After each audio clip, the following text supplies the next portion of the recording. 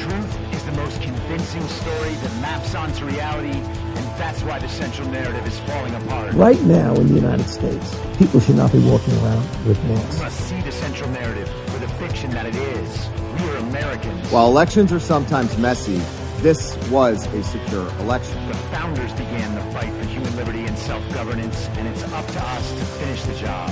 I'll tell you what, we are in a truth emergency right now. This is the end game.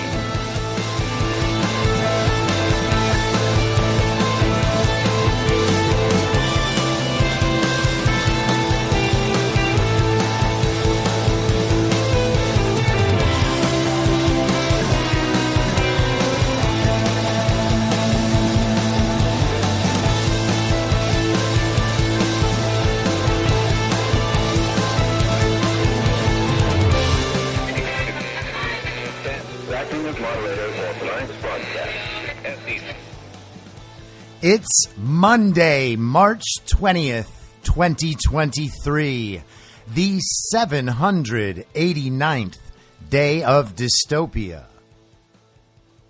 I'm your moderator, Chris Paul. Let's be reasonable. A warm welcome and hello to all of you listening to the podcast on the day of its release. The only way to do that is by becoming a paid subscriber at imyourmoderator.substack.com. You can do so for as little as $50 a year or $5 a month, and in doing so, you will be supporting me, the work I do, and this show as it expands. And if you can't or you simply don't want to, continue listening to the podcast for free on a wide variety of podcast platforms and, of course, Rumble. All I ask is that you share it with your friends. You can find the links to the podcast, the writing, the social media, and the merch site by visiting linktree.com/I'mYourModerator. So let's just briefly start where we left off last week, which is with the COVID ridiculousness still flowing through the public conversation. It's just so silly. I can't help but share it because I love it so much. I follow a man named Amish Adalja, who is at Johns Hopkins, and I followed him ever since the very beginning of the pandemic, except for, of course, those 2 years that I was banned. Because he was a guest on Sam Harris's podcast. I listened to his podcast episode from March 11th, 2020, where he talked about how COVID wasn't all that dangerous, could be treated with hydroxychloroquine, had a very low infection fatality rate, and it wasn't something to worry about all that much. But here we find ourselves 3 years later, and he is still pumping up the fear. Now, last week, it was reported to us that getting poor sleep actually harms the effectiveness of the vaccine. So if you're not sleeping well enough, then the vaccine just can't do the magic it's meant to be doing. If you're not getting the proper sleep, then your vaccine is going to be reduced in its effectiveness. It will not allow you to build the proper immunity. So if you feel like you're not sleeping enough, the truth is when your vaccine doesn't work, it's your fault. So just keep in mind that if you get bad sleep, your vaccine's not going to work that well. Well, Adalja came out with a tweet this morning citing a CBS News article and said nearly a third of Americans say they've experienced sleep disturbances since COVID began, according to a 2022 survey from the American Academy of Sleep Science. He said, I think that is far from establishing a causal relationship, though in some cases it may be. The report is about how long COVID gives you what they're calling COVIDsomnia. So long COVID causes bad sleep, which causes a reduction in the effectiveness of your vaccine. Now, if you want to complete the circle, then you might also realize that the most heavily vaccinated are the people who get the most COVID and have the worst results and also die. And there's at least some good reason to believe that long COVID is just the enduring problems that the heavily vaccinated have that are then being attributed to COVID and not the vaccine. So if you take the circle in full, the vaccine causes long COVID, which causes poor sleep, which causes the vaccines not to work. And so that means you can just drop off a couple of pieces of that causal chain and realize that COVID vaccines cause COVID vaccines not to work. Amazing, isn't it? But that wasn't all Adalja had to bless us with today. He also tweeted this: vaccine makers prep bird flu shot for humans just in case. Rich nations lock in supplies, and it's an article from Reuters. Some of the world's leading makers of flu vaccines say they could make hundreds of millions of bird flu shots for humans within months if a new strain of avian influenza ever jumps across the species divide. Our current outbreak of avian flu, known as H5N1 clade 2.3.4.4b, has killed record numbers of birds and infected mammals. Human cases, however, remain very rare, and global health officials have said risk of transmission between humans is still low, and you can trust them to be right. Executives at 3 vaccine manufacturers, GSK plc, Moderna, and CSL Seqirus, owned by CSL Limited, told Reuters they are already developing or about to test sample human vaccines that better match the circulating subtype as a precautionary measure against a future pandemic. Others, like Sanofi, said they stand ready to begin production, if needed, with existing H5N1 vaccine strains in stock. So essentially, the people that may decide we need another pandemic have also decided that if we need the other pandemic, we're also going to need to sell some more vaccines to say that we're treating that pandemic, because it turns out that people just aren't buying our COVID vaccines anymore. So if you're a regular listener, you'll know that I did not record a show on Friday because Friday afternoon I did a long in-person interview with Garrett Ziegler, the founder of the Marco Polo Research Group and the author of the report on the Biden laptop. You can find that interview on Rumble, on Badlands Rumble. I'm going to release the audio of that on this podcast, maybe over the weekend. And as often happens, the one day you take a day off is the day that all sorts of interesting things happen. There was a major Twitter files release on Friday. I'm going to get to that in a couple of minutes. But also on Friday, we got news that the Manhattan District Attorney may be close to indicting Donald Trump on charges that no one understands. You'll remember a couple of weeks ago, I read on this podcast a March 9th article from the New York Times talking about how Alvin Bragg was working toward an indictment of Donald Trump, and he was basically going to use a novel legal theory. He was going to put together a couple of questionable, at best, misdemeanors whose statute of limitations had expired, and he was going to combine them into a felony and then attempt to prosecute and imprison Donald Trump for the commission of this felony that he has invented based on 2 misdemeanors he also can't convict Donald Trump for. Even the very serious Wall Street Journal thinks there might be something wrong with this, and the editorial board wrote this yesterday. The headline, Alvin Bragg's political charge against Donald Trump. Alvin Bragg may actually do it. The Manhattan District Attorney is, by all media accounts, preparing to indict Donald Trump for failing to account properly for hush money paid to his alleged mistress, unleashing who knows what political furies. Mr. Trump said Saturday he expects to be arrested on Tuesday and urged his supporters to protest, protest, protest. Cry the beloved country. It's impossible to overstate Mr. Bragg's bad judgment here. Perhaps the local Democratic DA has discovered some new proof of criminal behavior. But based on the public evidence so far, he would be resurrecting a 7-year-old case that even federal prosecutors refuse to bring to court. As we wrote last week, the charge would appear to be falsifying business records to pay the mistress, Stormy Daniels. That is typically a misdemeanor in New York State, though Mr. Bragg might bump it up to a felony by claiming the falsification was to cover up an illegal campaign finance donation to Mr. Trump's 2016 presidential campaign. So he didn't have the affair, Even Stormy Daniels says the affair never happened.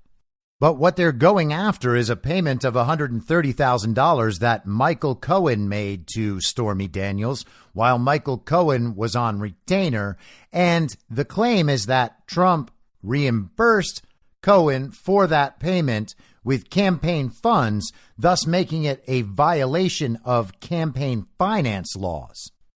A key prosecution witness would be Michael Cohen, Mr. Trump's former lawyer, who is an admitted felon. Mr. Trump might claim in his defense that his payments were made to shield the affair from his wife. He has publicly denied an affair with Ms. Daniels. Proving intent to break the law will not be easy. Also, why are they even bringing up that he was trying to shield it from his wife? There's no there. That's the problem. So Mr. Bragg may indict a former president for the first time in American history based on the weakest of charges. He would subject the country to a trial that would be a media circus for the ages, and he would do so running the risk that a single juror could block a guilty verdict and validate Mr. Trump's claim that this is a political prosecution. Yes, we know in America no one is above the law, but prosecutors use their discretion every day not to bring charges for any number of reasons. Mr. Bragg came into office vowing not to charge numerous nonviolent crimes against public order. And again, you have to love how the Wall Street Journal is just throwing a bone to all the child brains out there who think that Donald Trump is actually a criminal by saying no one is above the law. It is being proven in real life right now that according to the regime's justice system, everyone in the regime is above the law. The law actually only applies to people who aren't serving the regime. So there's a lot of Americans right now who are effectively above the law, like, for instance, the fake president Joe Biden and everyone who helped install him in office. The rules, you see, only apply to you. The prosecution of a former president who is again a candidate for the White House is inherently fraught with political ramifications. A wise prosecutor must consider the potential harm to confidence in the rule of law in bringing a prosecution that at least half the country will deem political. A charge against a former president or current candidate must be for serious offenses with indisputable evidence. All the more so given that Mr. Bragg is acting here after being criticized for not bringing a case against Mr. Trump on charges related to the finances of the Trump organization. 2 prosecutors quit his office after Mr. Bragg made that decision. One of the prosecutors, Mark Pomerantz, wrote a highly critical book that the media has celebrated.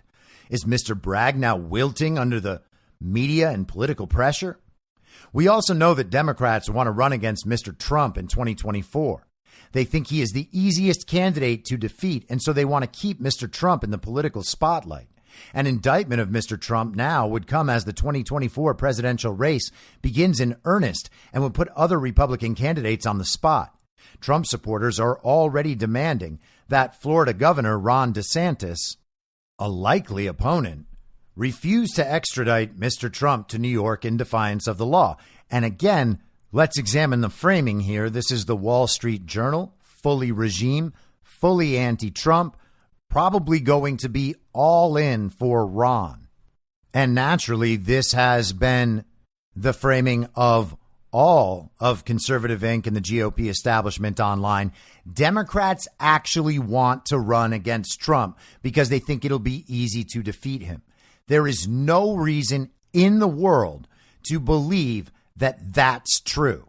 It's just something that they say to quote unquote conservatives in the establishment so that they have it reaffirmed that Donald Trump is weak and that there is a better choice out there.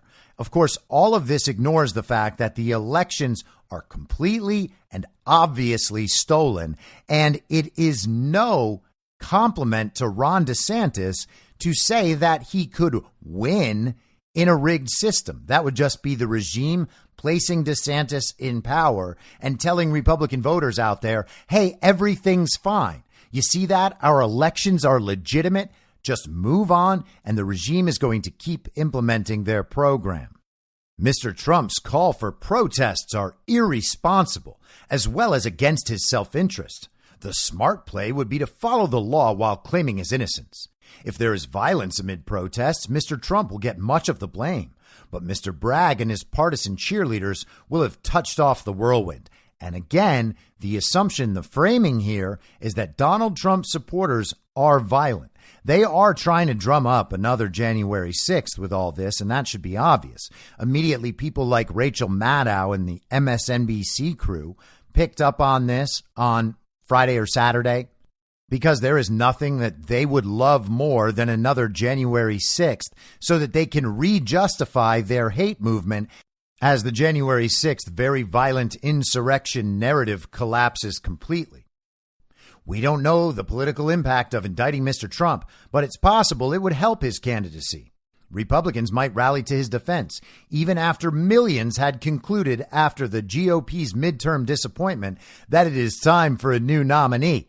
No, millions were sold that idea and they listened to the television as they always do. That's what the Republican establishment is. It's no different than the Democrat establishment.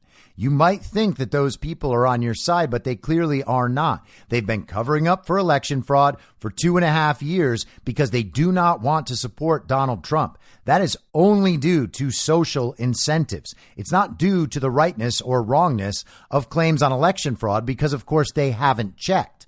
Most of those people went fully along with the COVID narrative. Most of them have mask selfies online. They went along with the vaccine narrative. They told you about all the studies, what the science says. And it turns out that they were absolutely wrong about all of that. But people still listen to them and people still accept their framing of these issues. So they're going to keep using it for as long as they can.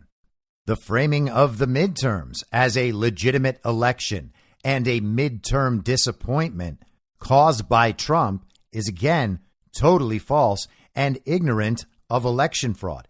It has the assumption that our elections are safe, are secure, and accurately reflect the will of every individual voter in America as the basis for the midterm disappointment. You have to believe that the elections are giving the proper results to call the midterms a loss and disappointment, and then take the added step of connecting that problem to Donald Trump, where his endorsement record speaks for itself.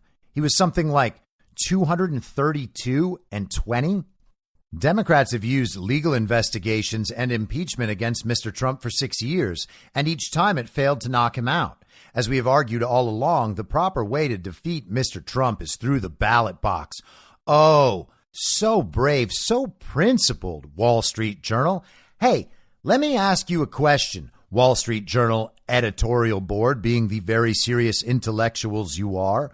Why do the Democrats and why does the establishment keep trying to remove Donald Trump in countless ways that have nothing to do with the ballot box if they're not worried about facing Donald Trump in elections? In fact, why are they stealing elections if Donald Trump would be the easiest candidate for them to beat?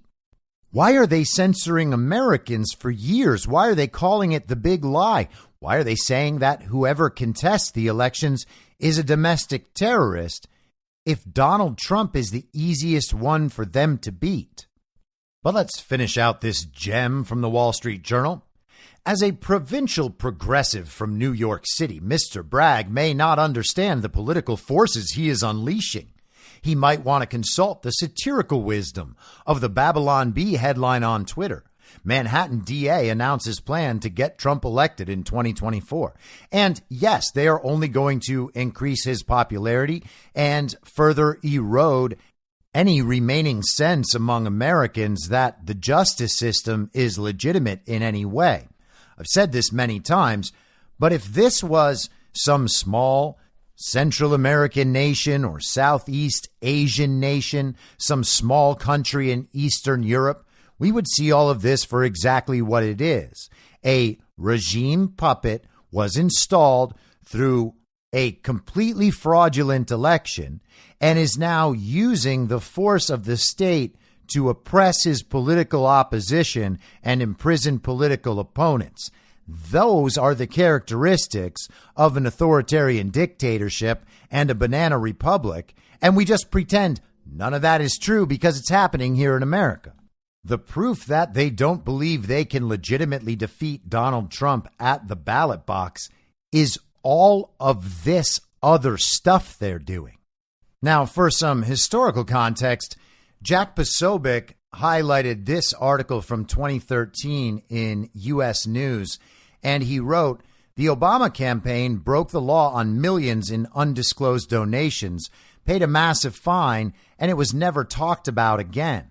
So Donald Trump is being pursued based on some novel legal theory about campaign finance and this other issue that itself is a fake issue.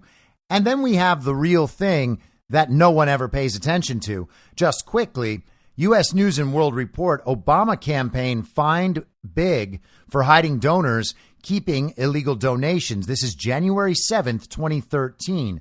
So just a couple months after Obama defeated Mitt Romney.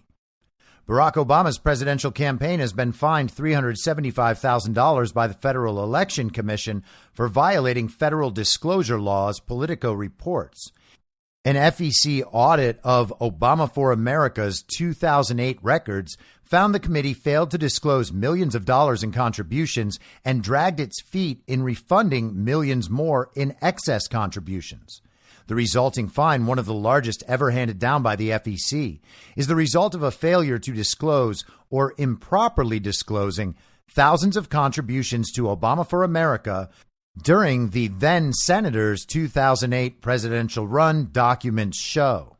The article goes on, and I'd encourage you to read it if you want the rest of the details. Now, a letter has been sent to Alvin Bragg today from Jim Jordan, the chairman of the Judiciary Committee in Congress, Brian Steele, the chairman of the House Committee on Administration, and James Comer, who's the chairman of the Committee on Oversight and Accountability. And here is that letter. Dear Mr. Bragg, you are reportedly about to engage in an unprecedented abuse of prosecutorial authority. The indictment of a former president of the United States and current declared candidate for that office. This indictment comes after years of your office searching for a basis, any basis, on which to bring charges, ultimately settling on a novel legal theory untested anywhere in the country, and one that federal authorities decline to pursue. If these reports are accurate, your actions will erode confidence in the even-handed application of justice and unalterably interfere in the course of the 2024 presidential election. In light of the serious consequences of your actions, we expect that you will testify about what plainly appears to be a politically motivated prosecutorial decision. So they are claiming right off the bat that this constitutes election interference. The New York County District Attorney's Office has been investigating President Trump since at least 2018, looking for some legal theory on which to bring charges. The facts surrounding the impending indictment have been known for years. Michael Cohen, President Trump's disgraced former lawyer, pleaded guilty over 4 years ago to charges based on the same facts at issue in the impending indictment. By July 2019, however, federal prosecutors determined that no additional people would be charged alongside Cohen.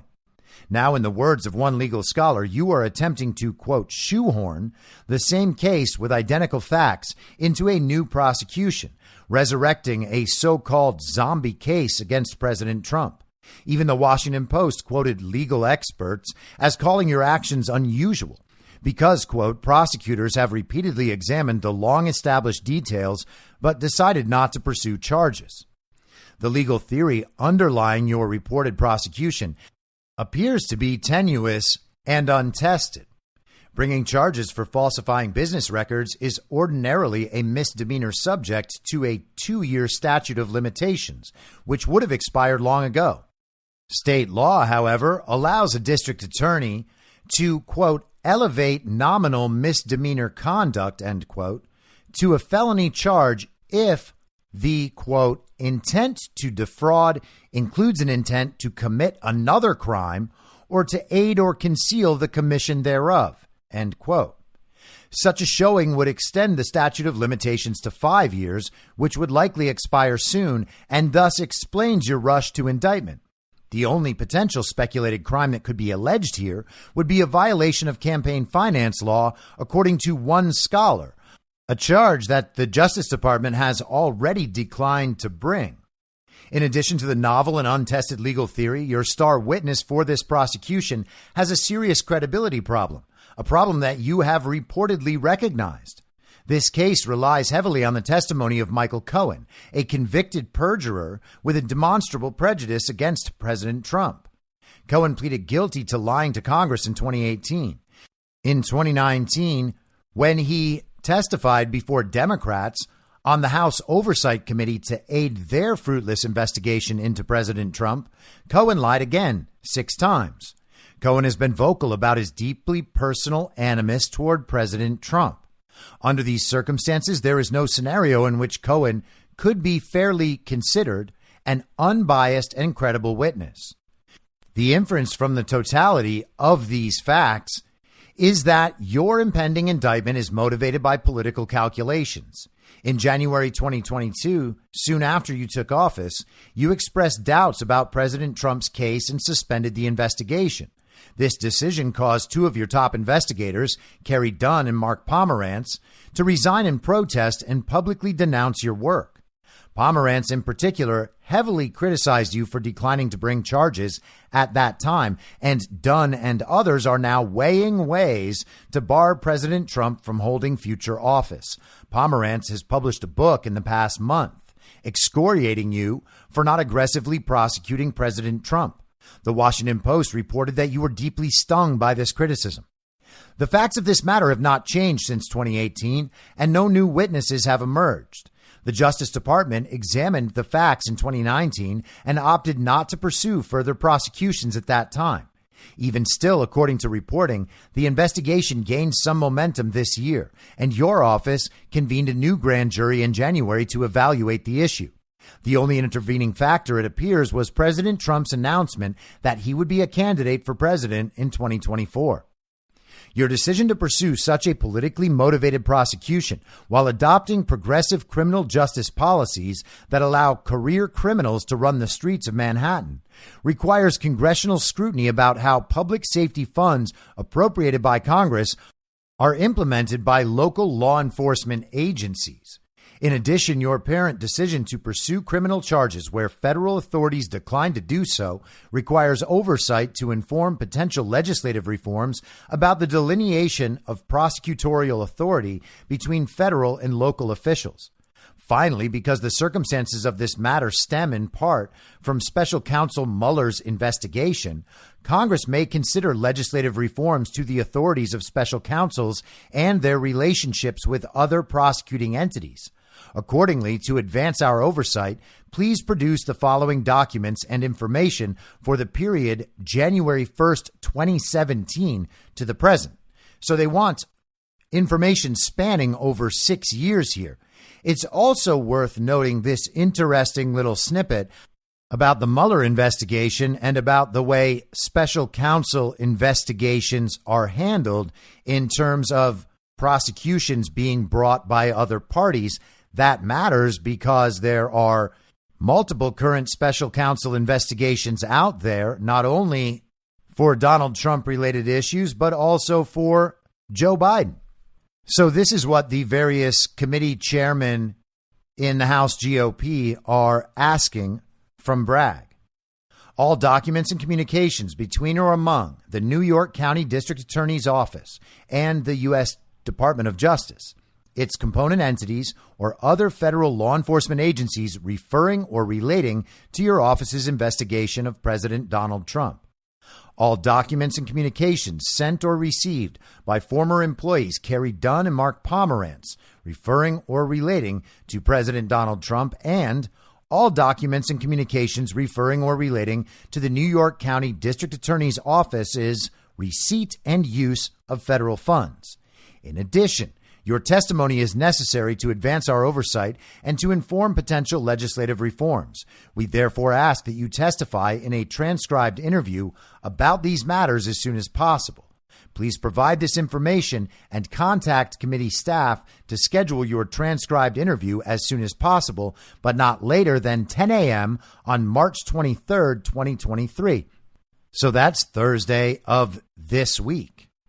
Pursuant to Rule X of the Rules of the House of Representatives, the Committee on the Judiciary has jurisdiction over criminal justice matters in the United States. The Committee on House Administration has jurisdiction over matters concerning federal elections. The Committee on Oversight and Accountability may examine any matter at any time. So he's making clear the legitimate authority that each of these various committees have in requesting materials and testimony from Alvin Bragg. Now, there's been a lot of talk about what the response from Ron DeSantis would be and whether he was going to be involved in any sort of extradition procedure to move Donald Trump from Florida to New York to face the law. And he spent a couple days not responding. Today, he made a statement about all of this. Yes, ma'am. Hi, Megan from the Florida Standard. We wanted to know what your thoughts are on the rumored Trump indictment and if you have any role in it. If charges are brought on him, will you have any role in extradition to New York? So I've seen rumors swirl. I have not seen any facts yet, and so I don't know what's going to happen. But I do know this. The Manhattan District Attorney is a Soros-funded prosecutor. And so he, like other Soros-funded prosecutors, they weaponize their office to impose a political agenda on society at the expense of the rule of law and public safety. He has downgraded over 50% of the felonies to misdemeanors. He says he doesn't want to even have jail time for the vast majority of crimes. And what we've seen in Manhattan is we've seen the crime rate go up, and we've seen citizens become less safe. And so you're talking about this situation with, and look, I don't know what goes into paying hush money to a porn star to secure silence over some type of alleged affair. I can't speak to that. But what I can speak to is that if you have a prosecutor who is ignoring crimes happening every single day in his jurisdiction, and he chooses to go back many years ago to try to use something about porn star hush money payments, that's an example of pursuing a political agenda and weaponizing the office. And I think that that's fundamentally wrong.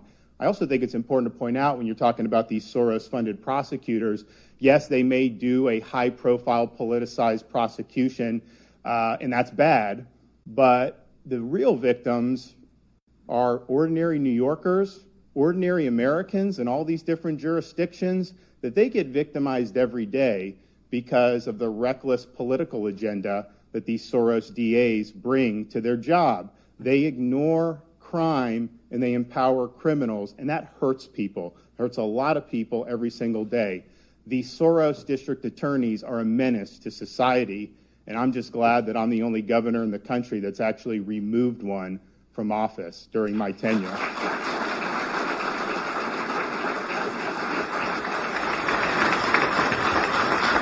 And in terms of we are not involved in this, won't be involved in this.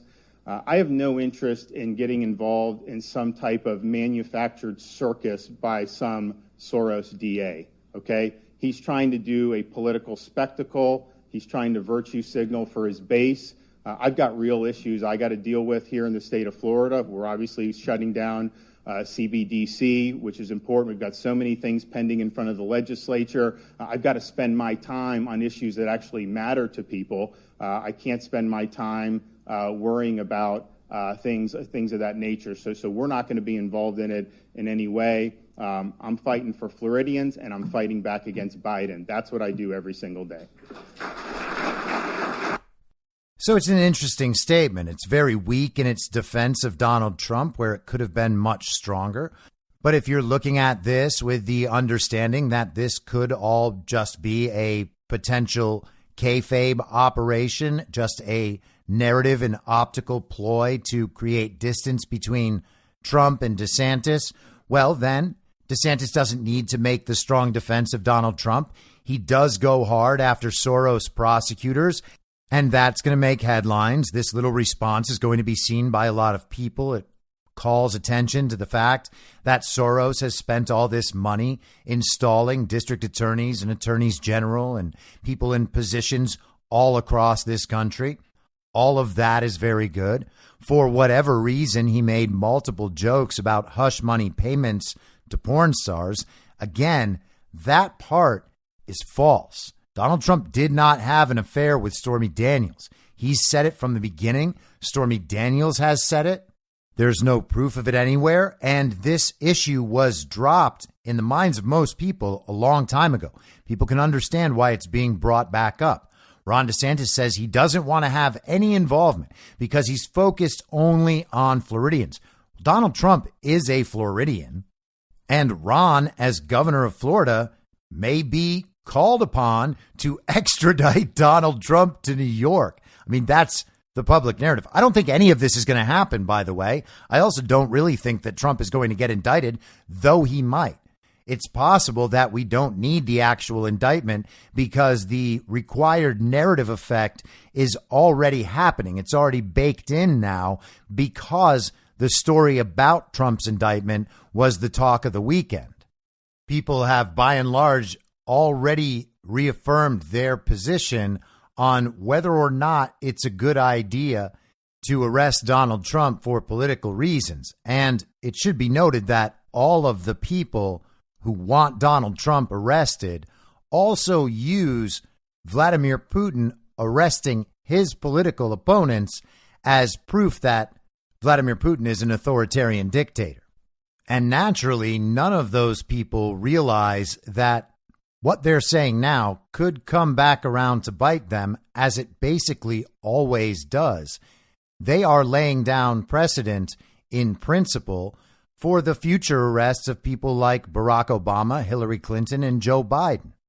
If and when those come, they'll be on the basis of actual crimes against this country and against humanity. Now, as you might imagine, Donald Trump has responded quite a bit to all of this on Truth Social. I'm going to go through a few of his posts from over the weekend. On Saturday, he said, "It's time. We are a nation in steep decline, being led into World War III by a crooked politician who doesn't even know he's alive, but who is surrounded by evil and sinister people who, based on their actions on defunding the police, destroying our military, open borders, no voter ID, inflation, raising taxes, and much more, can only hate our now failing USA. We just can't allow this anymore. They're killing our nation as we sit back and watch. We must save America.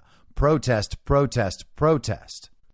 And he continues in a second post, "Now illegal leaks from a corrupt and highly political Manhattan district attorney's office, which has allowed new records to be set in violent crime, and whose leader is funded by George Soros, indicate that, with no crime being able to be proven, and based on an old and fully debunked by numerous other prosecutors fairy tale, the far and away leading Republican candidate and former president of the United States of America will be arrested on Tuesday of next week.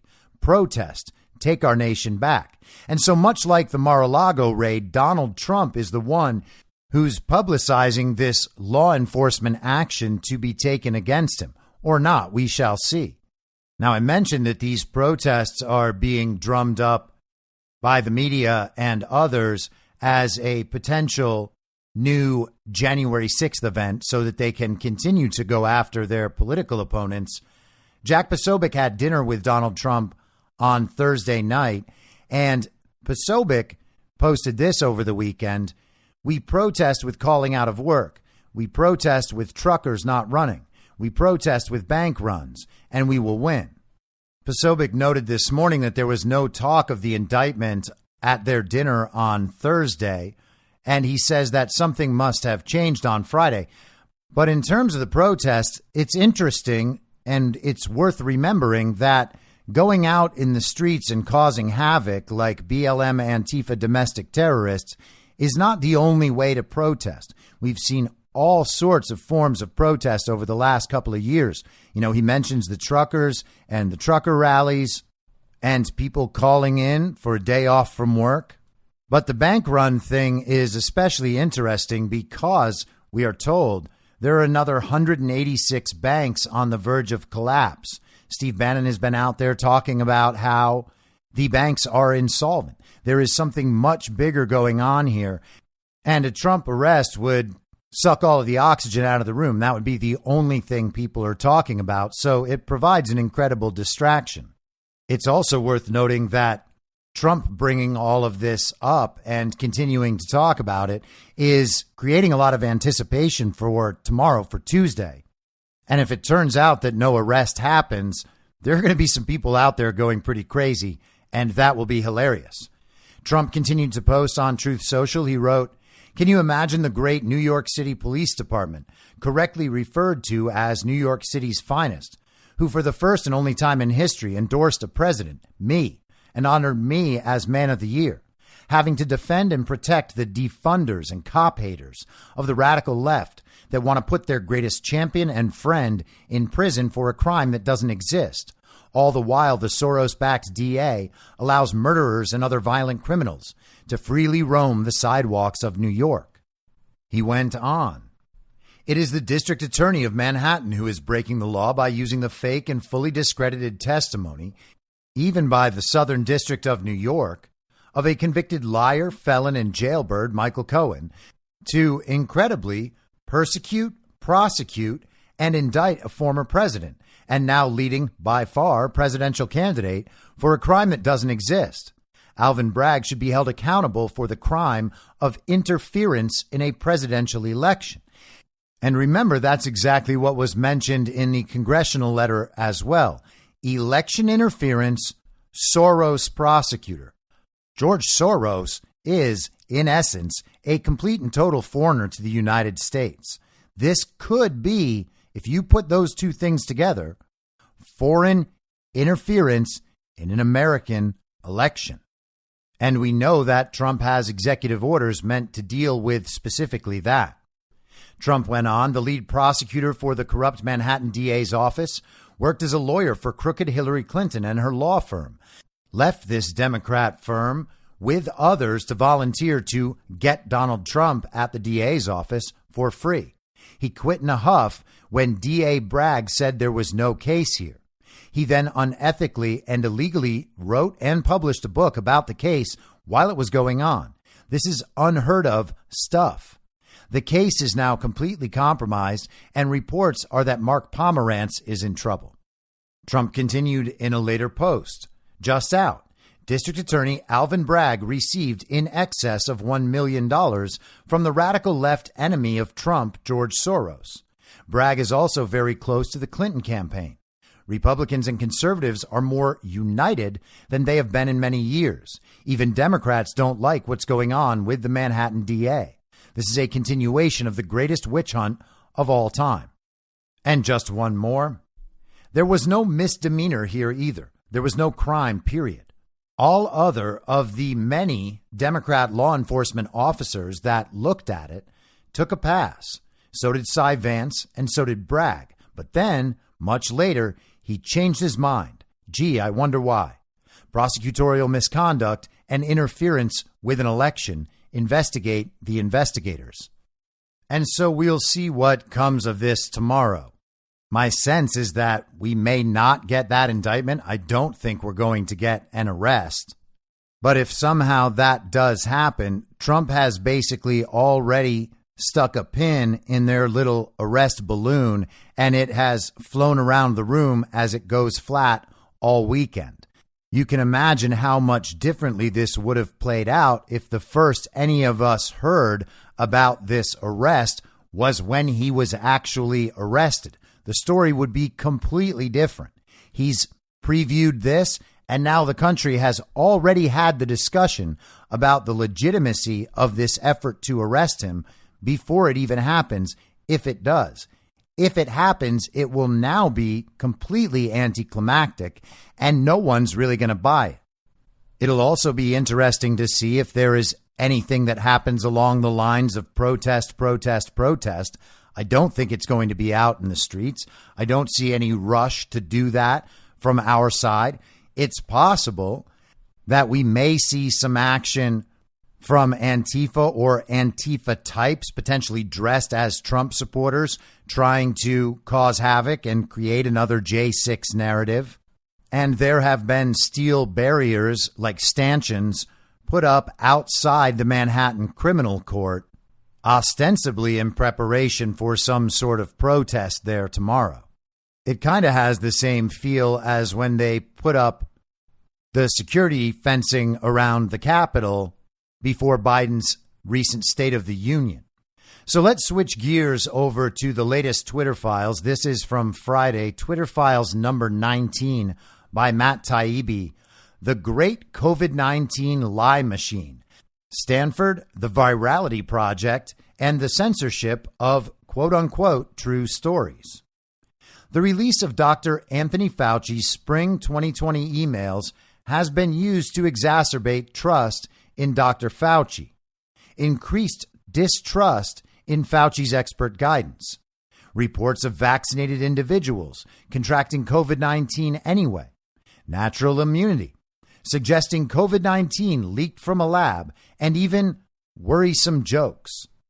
All were characterized as potential violations or disinformation events by the Virality Project, a sweeping cross-platform effort to monitor billions of social media posts by Stanford University, federal agencies, and a slew of often state-funded NGOs.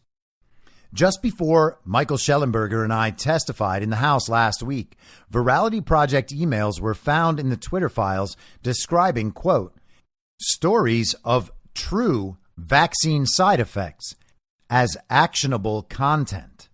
And that means content that fits their qualifications for what should be censored. We've since learned the Virality Project in 2021 worked with government to launch a pan-industry monitoring plan for COVID-related content. At least 6 major internet platforms were onboarded to the same JIRA ticketing system, daily sending millions of items for review. And JIRA is that internal platform that they have in these tech companies so that they can discuss this sort of thing. It's like proprietary software that they use amongst themselves.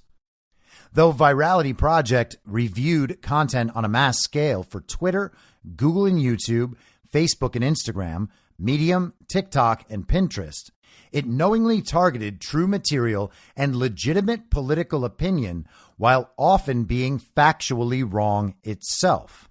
This story is important for 2 reasons. One, as Orwellian proof of concept, the Virality Project was a smash success. Government, academia, and an oligopoly of would-be corporate competitors organized quickly behind a secret, unified effort to control political messaging. 2, it accelerated the evolution of digital censorship, moving it from judging truth and untruth to a new, scarier model, openly focused on political narrative at the expense of fact. The beginning. On February 5th, 2021, just after Joe Biden took office, Stanford wrote to Twitter to discuss the Virality Project. By the 17th, Twitter agreed to join and got its first weekly report on anti-vax disinformation, which contained numerous true stories. February 22nd, 2021, Stanford welcomed Twitter veterans like Yoel Roth and Brian Clark, instructing them on how to join the group JIRA system. You can watch the friendly welcome video here, and he attaches a link. March 2nd, 2021. We are beginning to ramp up our notification process to platforms. In addition to the top 7 platforms, VP soon gained visibility to alternative platforms such as Gab, Parler, Telegram, and Getter, near total surveillance of the social media landscape. And again, VP, not Vice President, Virality Project. Through July of 2020, Twitter's internal guidance on COVID-19 required a story to be quote-unquote demonstrably false or contain an assertion of fact to be actioned. But the Virality Project, in partnership with the CDC, pushed different standards. VP told Twitter that true stories that could fuel hesitancy, including things like celebrity deaths after vaccine or the closure of a central New York school due to reports of post-vaccine illness should be considered, quote, standard vaccine misinformation on your platform. In one email to Twitter, VP addressed what it called the, quote, vaccine passport narrative, saying concerns over such programs, quote, have driven a larger anti-vaccination narrative about the loss of rights and freedoms, end quote. This was framed as a misinformation event. VP routinely framed real testimonials about side effects as misinformation, from true stories of blood clots from AstraZeneca vaccines to a New York Times story about vaccine recipients who contracted the blood disorder thrombocytopenia. By March of 2021, Twitter personnel were aping VP language, describing campaigns against vaccine passports, fear of mandatory immunizations, and misuse of official reporting tools as potential violations. This echoed a report to Twitter by the Global Engagement Center regarding Russia-linked accounts. Quote, while this account posts legitimate and accurate COVID-19 updates, it posts content that attacks Italian politicians, the EU, and the United States. So you're not allowed to do that. You're not allowed to express those opinions and say that governments are handling things wrong, even though you're making true claims about the underlying subject matter. That same GEC report found in the Twitter files identified former Italian Prime Minister Giuseppe Conte and former Italian Democratic Party Secretary Nicola Zingaretti, who's been compared to Bernie Sanders, as highly connective accounts in a Russia-linked network.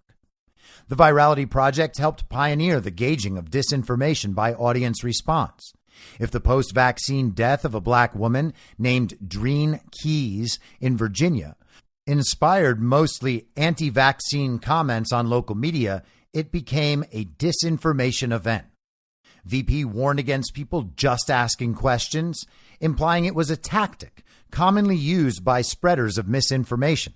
It's also a tactic commonly used by people trying to figure out what the hell is going on in a world full of authoritative voices lying to them.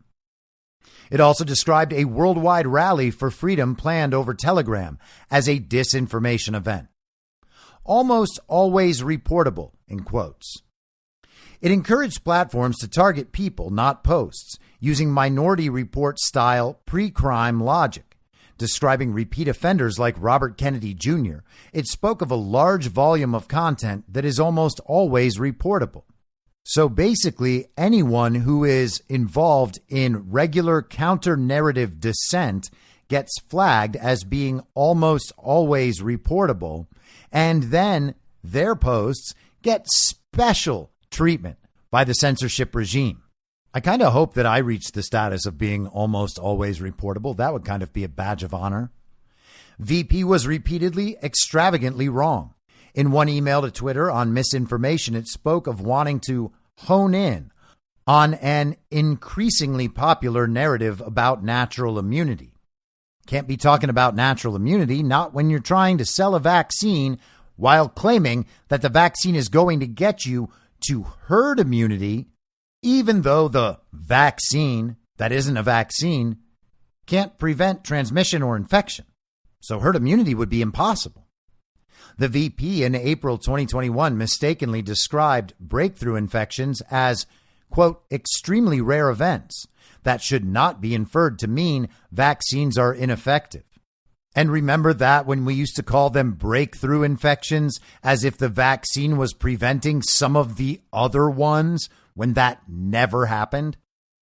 Later, when the CDC changed its methodology for counting COVID-19 cases among vaccinated people, only counting those resulting in hospitalization or death, VP complained that anti-vaccine accounts like RFK Jr.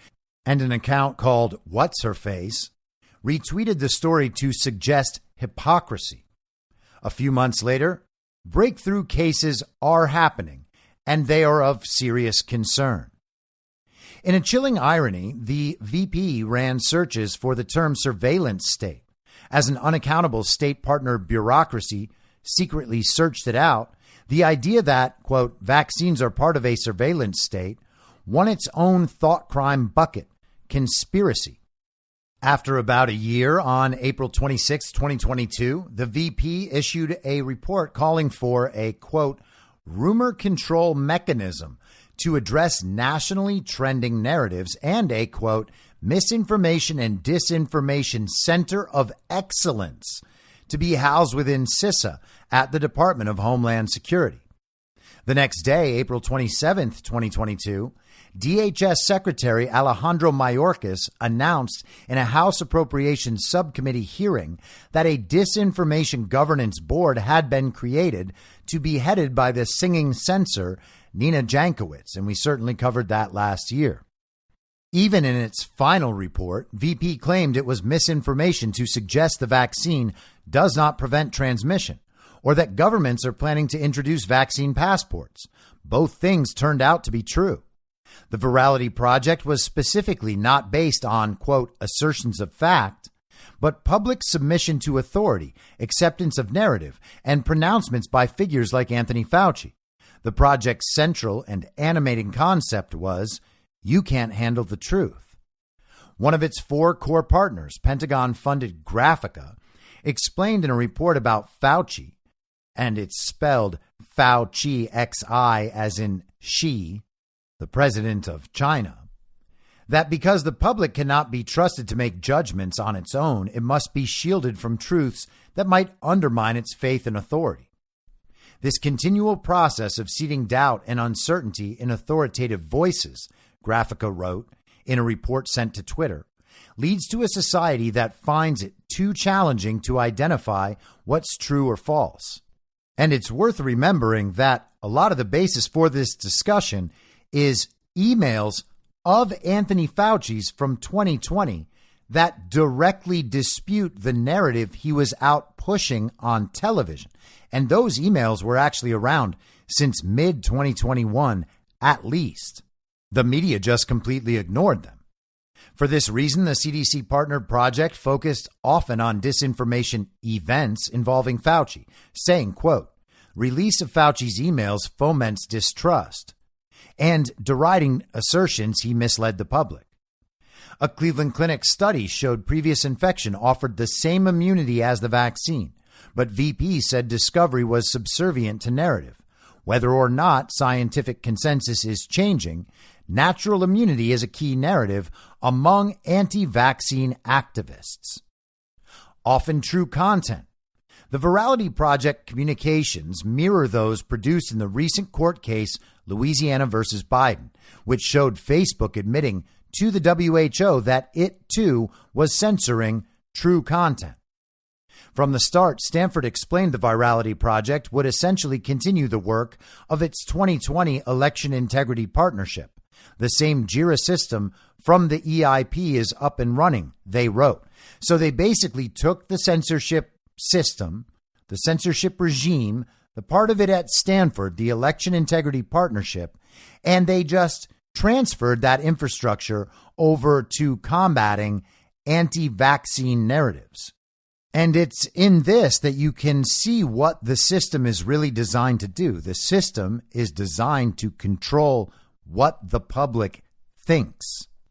And many of our fellow citizens and our media outlets and corporate entities have encouraged all of this censorship because they hate Donald Trump so much. So it was okay to censor during 2020 because it was just that important.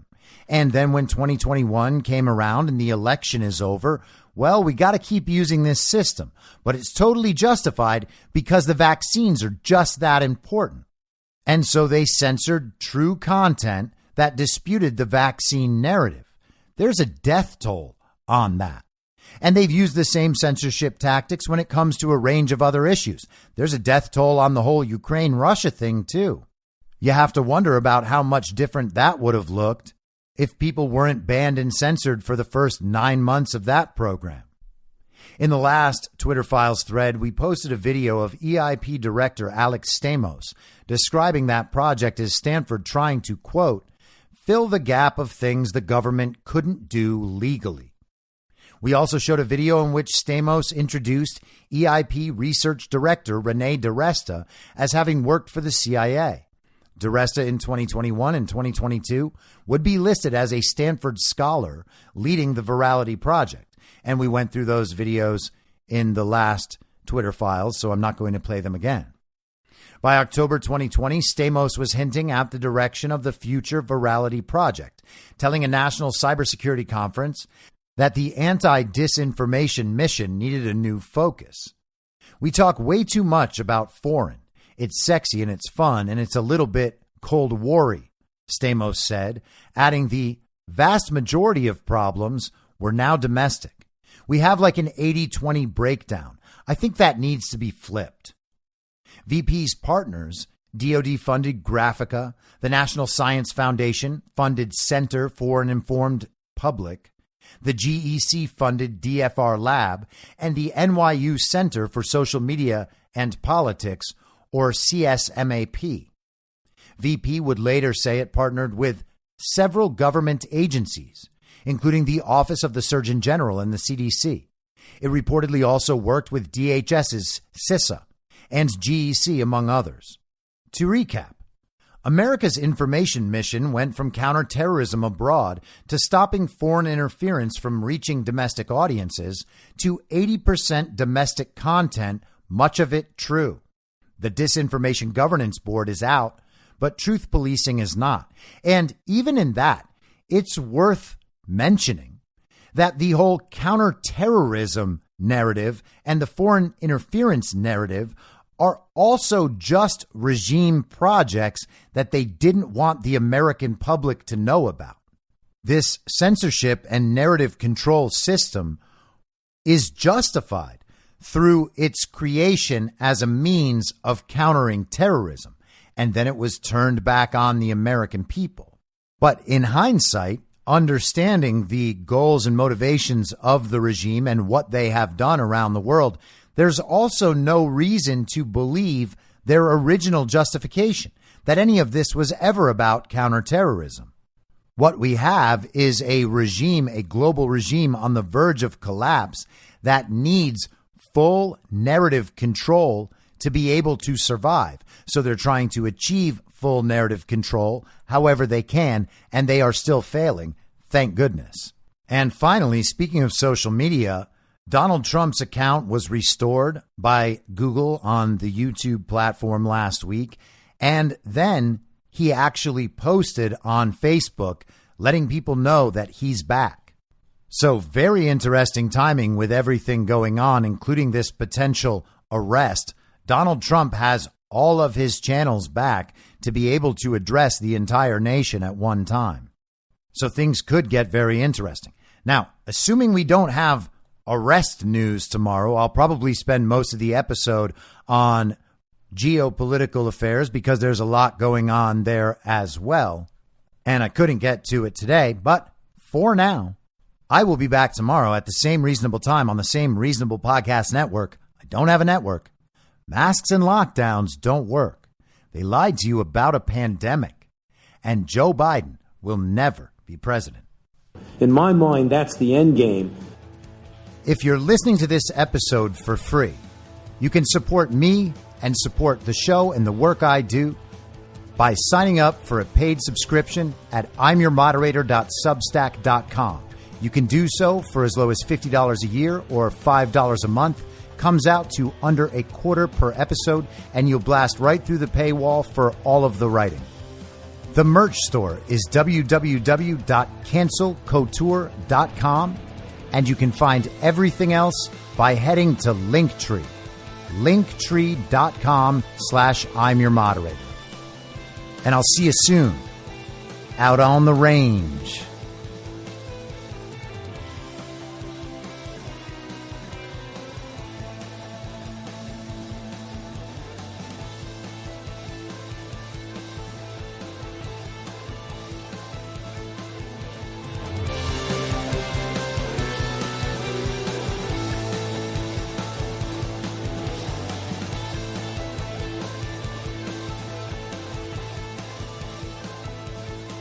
It's happening!